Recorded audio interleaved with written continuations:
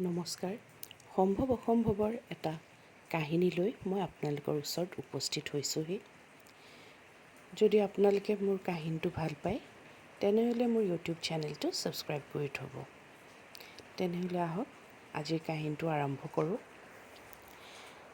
আজি উত্তৰ প্ৰদেশৰ ফতেহপুৰৰ এজন 24 বছৰীয়া ল'ৰা বিকাশ দুবেৰ ঘটনা ক'বলৈ ওলাইছোঁ। ঘৰত তেওঁ আৰু মাক বাপেক আছিল। বিকাশে ৰাতিপুৱা সদায় পথাৰলৈ খেতি কৰিব যায়। সদায় ৰাতিপুৱা ওলাই যায়, আবেলি আহি ঘৰ পায়। তেনেকৈ তেওঁ নিজৰ পৰিয়ালটো চলাই গৈ আছিল। এদিন বিকাশ পথাৰত কাম কৰি থাকোঁতে তেওঁ অনুভৱ কৰিলে যে তেওঁৰ ভৰিত কিবাহে কামুৰিছে। যেতিয়া বিকাশে ভৰিখন চালে তেতিয়া দেখিলে যে সাপ এডালে বিকাশৰ ভৰিত কামুৰি গৈছে। বিকাশে ভয় খাই তৎক্ষণাতে ঘৰ পালে আৰু মাক দেউতাকক কথাটো জনাই সি গাঁৱৰে এখন প্ৰাইভেট হস্পিটেললৈ গ'ল।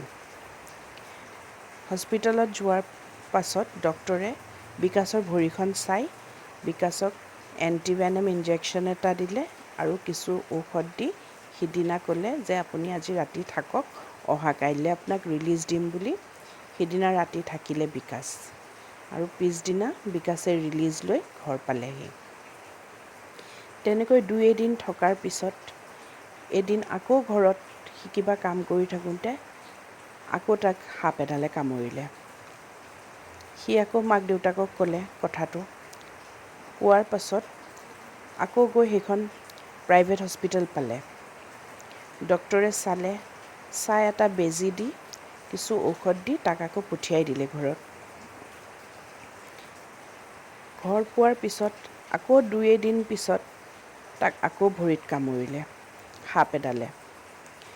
কামোৰাৰ পিছত সি আকৌ এবাৰ গ'ল ডক্টৰৰ তাত।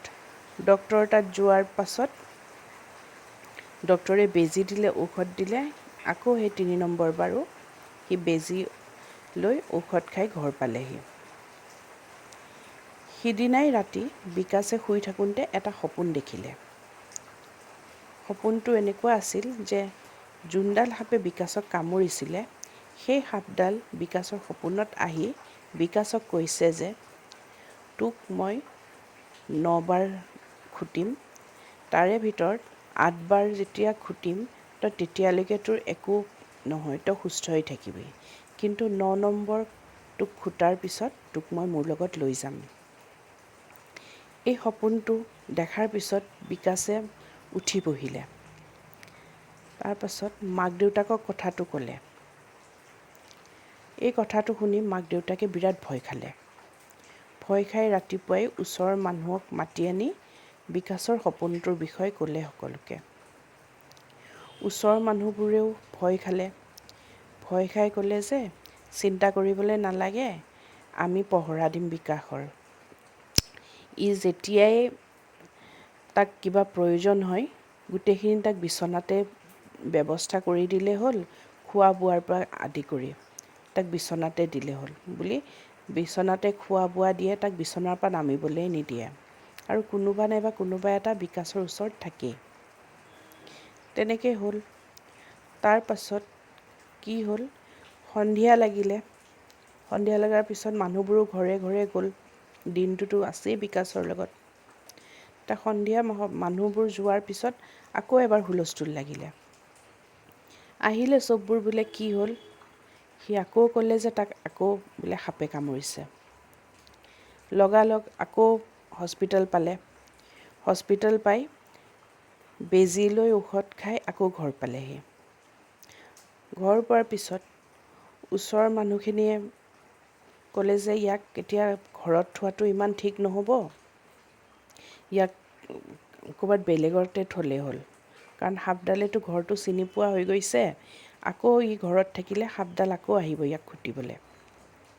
সেই বুলি কোৱাৰ পিছত দেউতাকে ভাবিলে যে ওচৰৰে এখন গাঁৱত খুৰাক এজন থাকে, বোলে তাতে থোৱাই ভাল হ'ব বিকাশক বুলি পিছদিনাই লৈ গৈ খুৰাকৰ ঘৰত থৈ আহিলে। তাতে থাকিলে বিকাশ ভালেকৈ। 2-4 দিন ভালে ভালে থকাৰ পিছত আকৌ এদিন তাক কামুৰিলে সাপ এডালে। 5 নম্বৰ বাৰ কামুৰিলে খুৰাকহঁতৰ ঘৰত। তাক আকৌ সেই প্ৰাইভেট হস্পিটেলখনলৈকে নিলে, নি বেজী দিয়ালে। বেজী দিয়াই এইবাৰ ভাবিলে যে খুৰাকৰ ঘৰটোও চিনি পোৱা হৈ গ'ল সাপডালে। এইবাৰ আকৌ বায়েক এজনীৰ ঘৰত থ'লে। বায়েক এজনীকো ওচৰতে গাঁও এখনত বিয়া দিছিলে, তাতে থ'লে। তাতেও থকাৰ পিছত 2-4 দিন পিছত আকৌ সাপে কামুৰিলে বিকাশক। কামোৰাত আকৌ তাক ঘৰলৈ লৈ আহিলে, হস্পিটেলত নি বেজী চেজী দিয়াই আকৌ ঘৰত লৈ আহিলে। তেতিয়া গাঁৱৰ মানুহসকলে ক'লে যে অকণমান জৰা ফুকা কৰিব লাগিব, কি জানি বিকাশৰ কিবা বাহিৰা বতাহ চতাহো লাগিব পাৰে বুলি। আৰু কিছুমানে ক'লে যে মেহেন্দিপুৰ বালাজীত লৈ গ'লেও ভাল হ'ব। তাতে কিছুমান ভূত প্ৰেতৰ পৰা আদি কৰি বহুতৰে জাৰা ফুকা কৰি মানুহবোৰ সুস্থ হৈ আহিছে। দেউতাকহঁতেও ক'লে ঠিক আছে লৈ যাম অহাকালিলৈ। এইবোৰ কৈ থাকোঁতে সিদিনাই ৰাতি আকৌ বিকাশক কামুৰিলে ভৰিত। কামোৰাত ডক্টৰৰ তাত নিলে আৰু পিছদিনা বালাজীত নিয়া নহ'ল তাক। ডক্টৰৰ তাত নিয়াৰ পিছত ডক্টৰে ক'লে যে ইমানবাৰতো 7 বাৰ এণ্টিভেনম দিলোঁ, ঔষধ দিলোঁ, তোমাৰতো ভাল হোৱা নাই, এতিয়ালৈকে তোমাক সাপে কামুৰিয়ে আছে। এতিয়া মই নোৱাৰিম তোমাৰ চিকিৎসা কৰিবলৈ, তুমি বেলেগ ডক্টৰৰ তাত যোৱা, চহৰৰ ডক্টৰৰ তাত। এইখিনি কোৱাত বিকাশে ক'লে যে আমাৰ ইমানটো পইচা পাতি নাই, আমি আমাৰ পইচা পাতি দি আমি বাহিৰত চিকিৎসা কৰিবলৈ নোৱাৰিম, যি কৰে আপুনিয়ে কৰক, তেনেকৈ ক'লে। কোৱাৰ পিছত ডক্টৰেও ক'লে হ'ব ঠিক আছে, মই যিমান যি পাৰোঁ মই কৰিম বাৰু বুলি ঔষধ পাতি দি মেডিচিন দি বেজী দি তাক ঘৰত পঠিয়াই দিলে। ঘৰৰ মানুহেও চৰকাৰৰ পৰা সহায় বিচাৰিলে আৰু ইমানবাৰ কম সময়ৰ ভিতৰতে বিকাশক যে কামুৰিলে এই কথাটো গোটেই গাঁৱত প্ৰচাৰ হৈ গ'ল, বেলেগ ওচৰৰ গাঁওবোৰতো প্ৰচাৰ হ'ল। লাহেকৈ কথাটো মিডিয়াৰ কাণতো পৰিলে। মিডিয়াৰ কাণত পৰাত নিউজ পেপাৰ, টিভি, মোবাইলে বিকাশৰ বিষয়টো ওলাই গ'ল।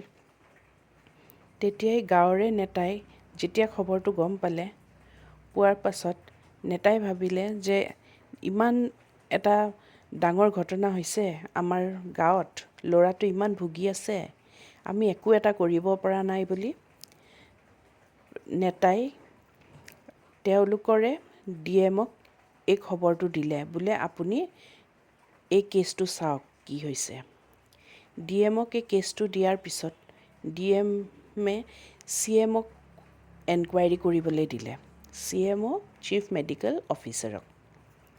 চিফ মেডিকেল অফিচাৰক যেতিয়া এই কেছটো দিলে এনকুৱাইৰী কৰিব, দিয়াত চিফ মেডিকেল অফিচাৰে বিকাশক কথাখিনি সুধিলে, বোলে তোমাৰ কি হৈছে কোৱা প্ৰথমৰ পৰা। বিকাশে ক'লে যে পথাৰত থাকোঁতে সাপে কামুৰিলে, তাৰ পাছত আকৌ ঘৰত আছিলে, ঘৰতো কামুৰিলে, কাৰোবাৰ ঘৰত ফুৰিবলৈ গ'ল, ফুৰিবলৈ যাওঁতেও কামুৰিলে, গোটেইখিনি ঘটনা ক'লে। তাৰপিছত ক'ত চিকিৎসা কৰিছিলা, কি কৰিছিলা সোধোতে বিকাশে প্ৰাইভেট হস্পিটেলখনৰ নাম ক'লে আৰু ডক্টৰৰ নাম ক'লে, বোলে এইজন ডক্টৰে মোক এণ্টিভেনম দিছিলে, মেডিচিন দিছিলে, এইবোৰ ক'লে। কোৱাত এনকুৱাইৰী কমিটি গৈ সেই হস্পিটেলখন পালে, গৈ ডক্টৰক সুধিলে কথাটো।